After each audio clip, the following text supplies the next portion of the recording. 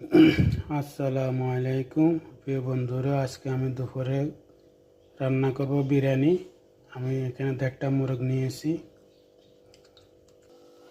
প্রিয় বন্ধুরা, আমি মুরগের চামড়াগুলো করে মুরগটার একটু আঁকি নিয়েছি এভাবে করে। এখন আমি দেবো একটু লবণ, একটু হলুদ দিলাম, ও একটু লেবু রসা দিব। লেবু রসা দিয়ে এভাবে মেখে 5 মিনিট মেখে 5 মিনিট রেখে দিব। 5 মিনিট পর আমি মোরগগুলো ধুয়ে নিব। 5 মিনিট রেখে দেবো। মুরগের ভিতরে কোনো কিছু থাকলে, গন্ধ মোরগ বা কোনো ইয়ে হলে মুরগটা পরিষ্কার হয়ে যাবে।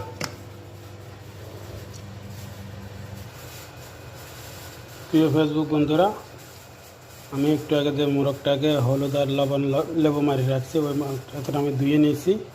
ধোয়ার পর